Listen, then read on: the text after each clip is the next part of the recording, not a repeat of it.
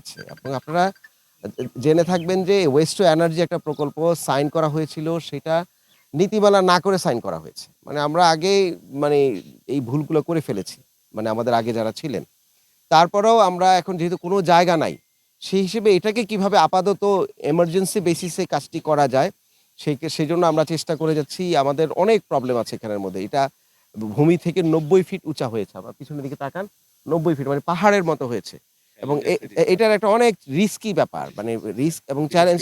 হ্যাঁ, বৃষ্টির সময় হলে এটা ফল করে। এটা থেকে যে ময়লা বের হয়, আমাদের এখানে ওয়াটার লিচিং যেটা বের হয় সেটার কিন্তু ট্রিটমেন্ট প্ল্যান্ট আছে। কিন্তু এত উঁচা হয়েছে যে ওই প্ল্যান্টে কিন্তু সব ময়লা গুলো যেতে পারে না। চুইয়ে কিন্তু এটা মানে নদীতে পড়ে যাচ্ছে। সুতরাং নদী দূষণ হচ্ছে। আশেপাশের মানুষজন এখানে থাকতে পারে না এবং আশেপাশের পুরো রেডিয়াসে মানুষ থাকতে পারে না। তো এটার তো একটা স্থায়ী সমাধান করতে হবে। সেটা নিয়ে আমরা কথা বলছি। দেখি মন্ত্রণালয়গুলো যদি আমাদেরকে, বিশেষ করে পরিবেশ অধিদপ্তর যদি অনুমতি দিয়ে দেয়, তাহলে হয়তোবা এটার ওয়েস্ট টু এনার্জিতে যাবে। আমরা সেটা অপেক্ষায় আছি। আর এই মুহূর্তে আমরা যখন এসছি, সেখানে একটি বিষয় হচ্ছে যে যেহেতু এটা একটা আ এক্সপায়ার্ড অবস্থায় আছে, সেখানে ও অনেক ট্রাক প্রতিদিন অ্যাক্সিডেন্ট হয় আমাদের এখানের মধ্যে। এই যে আমরা যে জায়গায় দাঁড়িয়ে আছি, এখান থেকে এত বেশি ইনক্লাইন করা, এটা প্রায় ২৫ ডিগ্রির উপরে বেশি ইনক্লাইন রাস্তা। তো নিয়ম হচ্ছে যে একটা রাস্তা ১২ ডিগ্রির উপরে ইনক্লাইন হবে না। তো ২৫ ডিগ্রি ইনক্লাইন মানে হচ্ছে এটা এত ফুল লোডের একটা গাড়ি নিয়ে এটা যদি উপরের দিকে উঠে, এটার অ্যাক্সিডেন্ট হওয়ার পসিবিলিটি সবচাইতে বেশি থাকে।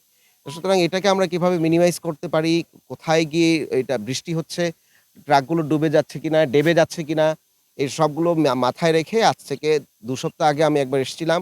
আমি দেখে গিয়েছি প্রতিটি পয়েন্টে আপনারা এরকম কোনো মেয়রের ইতিহাস শুনবেন না যে এখানে এসে আসলে সময় ব্যয় করেছে।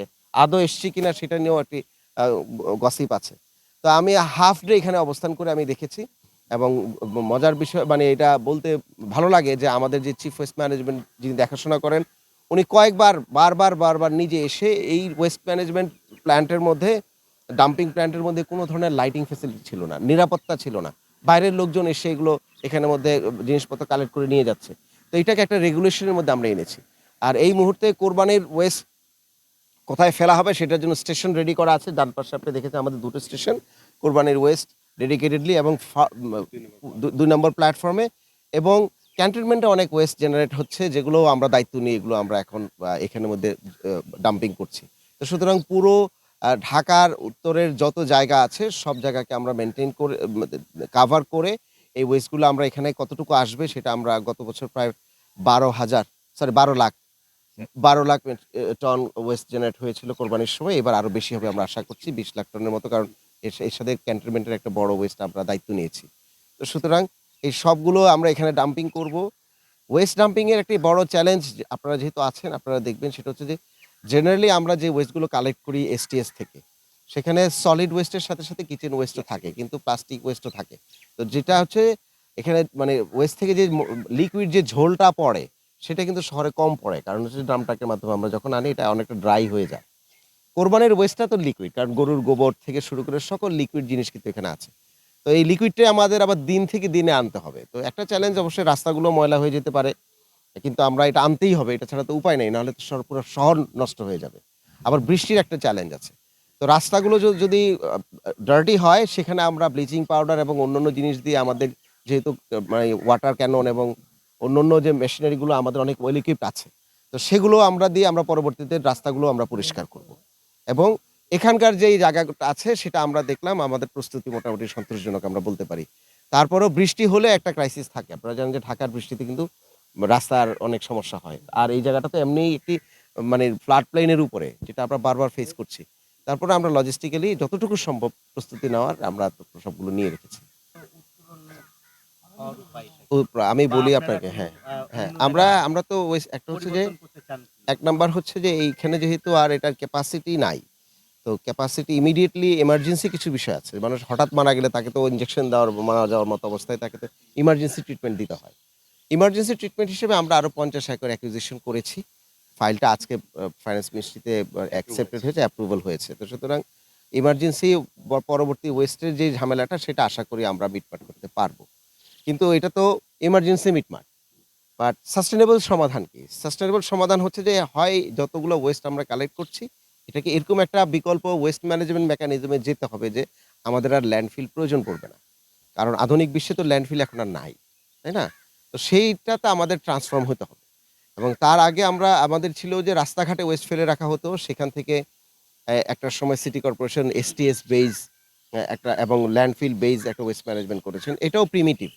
কিন্তু এখান থেকে আবার বাসা থেকে ওয়েস্ট সেগ্রিগেট করে সেটাকে একটা ম্যানেজমেন্টের জায়গায় যদি আমরা আনতে পারি ভবিষ্যতে, তাহলে আমি মনে করি যে সেটা ভালো কাজ হবে এবং আমি এবং আমাদের ওয়েস্ট ম্যানেজমেন্ট আমাদের যে পুরো টিম আছে আমরা কিছু পাইলটিং এরও চিন্তাভাবনা করছি। আর এছাড়া ওয়েস্ট টু এনার্জিতে যেই প্রকল্পটা আমরা সাইন করেছি, সেটা ক্যান বি ইমিডিয়েট একটা প্র্যাগমেটিক ওয়েতে যে ওয়েস্টগুলো বর্তমানে জেনারেট হবে, সেগুলোকে এনার্জিতে রূপান্তরিত করার ক্ষেত্রে একটা সুযোগ সুবিধা হওয়া যেতে পারে। এবার আসেন যে সাভারের যে ওয়েস্টের কথা বলেছেন অথবা অন্য বাংলাদেশের বিভিন্ন জায়গায় তো একই সমস্যা।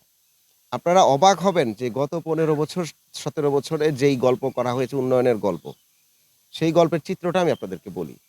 বাংলাদেশে এরকম কোনো জেলা সদর অথবা সিটি কর্পোরেশন মানে ঢাকা এখন কয়েকটা হয়েছে যে ঢাকা, ও তারপরে হচ্ছে খুলনা এবং চিটাগংয়ের কিছু সিটি কর্পোরেশনের ডাম্পিং এর জায়গা দেওয়া হয়েছে। এছাড়া যতগুলো পৌরসভা আছে এবং যতগুলো ইউনিয়ন পরিষদ আছে, কারো ১ বিঘা জায়গা নাই যে ময়লাগুলো কোথায় ডাম্পিং করবে। এটা একটা খুবই দুঃখজনক বিষয় এবং এরকম একটা চিত্র কেউ চিন্তা করলে অবাক লাগে যে আমরা এত বড়, বড় উন্নয়নের গল্প শুনেছি। অথচ আমাদের এরকম কোনো উপজেলা পরিষদ অথবা এরকম ইউনিয়ন পরিষদ এ কিংবা মিউনিসিপ্যাল কর্পোরেশনের এরকম কোনো বিভাগীয় পর্যায়ে, জেলা পর্যায়ে ১ বিঘা জায়গাও সরকার থেকে এখন পর্যন্ত নদীর পাড়ে। তো সুতরাং পরিবেশটা অ্যা শুধুমাত্র যে শহরে নষ্ট হচ্ছে তা না। মিউনিসিপ্যাল এরিয়াতে এবং অন্যান্য জায়গাও আপনার প্রচুর পলিথিনের ওয়েস্ট, এত এই যে environmental degradation হচ্ছে, এটা একটা বড় কারণ হচ্ছে যে আমরা যদি প্রতিটি মিউনিসিপ্যালিটিকে কয়েক বিঘা জায়গাও দিয়ে দিতে পারতাম, তাহলে এই ওয়েস্ট ম্যানেজমেন্ট কিন্তু একটা এটলিস্ট একটা মিনিমাম লেভেলের সমাধান হতে পারত। সরকার চেষ্টা করছে কিছু করার জন্য। আমি যেহেতু নগর নিয়ে কাজ করি, তো আমারও আহ্বান থাকবে যে সকল মিউনিসিপ্যালিটিকে এবং সকল পৌরসভাকে ওয়েস্ট ডাম্পিং এর জন্য জায়গা দিতে হবে। এগুলো না হলে এই বাংলাদেশ তো পুরোটাই আমরা আসলে ডাস্টবিনে তৈরি করে ফেলবো। হ্যাঁ, তো আসলে এগুলো লাগবে। সাভার পৌরসভারও নির্দিষ্ট জায়গা লাগবে। এটা না হলে তো ওনারা এখন জায়গা পাচ্ছেন না দেখেই তো এইসব আমাদের এখানে আপিল করছেন। তো আমরা দেখি যেহেতু লোকাল গভর্নমেন্টের বিষয়ে আমরা লোকাল গভর্নমেন্টের সাথে আলাপ করে দ্রুততম সময়ে এই লোকাল গভর্নমেন্ট অর্গানাইজেশন গুলোকে জায়গাগুলো আমরা নির্ধারণ করে দিতে পারি কিনা সেটা নিয়ে আমি কথা বলব।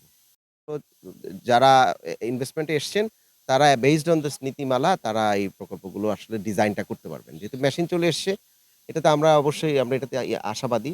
আমরা এখন অপেক্ষা করছি নীতিমালার জন্য। নীতিমালা হলে আমরা এটা কতটুকু করব। সময় লাগতে পারে? এটা পরিবেশ অধিদপ্তর তো খুব কাছাকাছি সময় আছে। খুবই দ্রুত ঈদের পরে। তারা তো পরিবেশ অধিদপ্তর বলছে যে তারা নাকি দিবে না এরকম চিন্তা ভাবনা করেছে। আমরা এই যে কুরবানির দিনের যেই সেটা ওনারা বলতে বর্জ্যটা, পারবো না। হ্যাঁ। সেটা কত ঘন্টার মধ্যে আপনারা কোরবানির কোরবানির হচ্ছে দিনেরটা দিনে করব। কারণ বাংলাদেশ ঢাকা শহরে কোরবানি হচ্ছে ৩ দিন ব্যাপী হয়।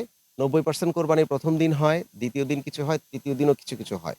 এবং ঢাকায় যেহেতু কসাই শর্টেজ আছে এবং প্রচুর ডিমান্ড, তো যে কারণে একই সময় কোরবানিটা হয় না। তো যে কারণে সারাদিন ব্যাপী কোরবানি হয়। আমরা একই ওয়ার্ডের একই রাস্তায় বারবার গিয়ে আসলে অপারেশনগুলো করব। করে এগুলো ময়লা কালেক্ট করব। তবে আমরা দিনের ময়লা দিনে কালেক্ট করে ফেলবো। এতটুকু আমরা বলতে পারি। আমরা যদি কংক্রিট কোনো টাইম দেই, এটা অবাস্তব টাইম।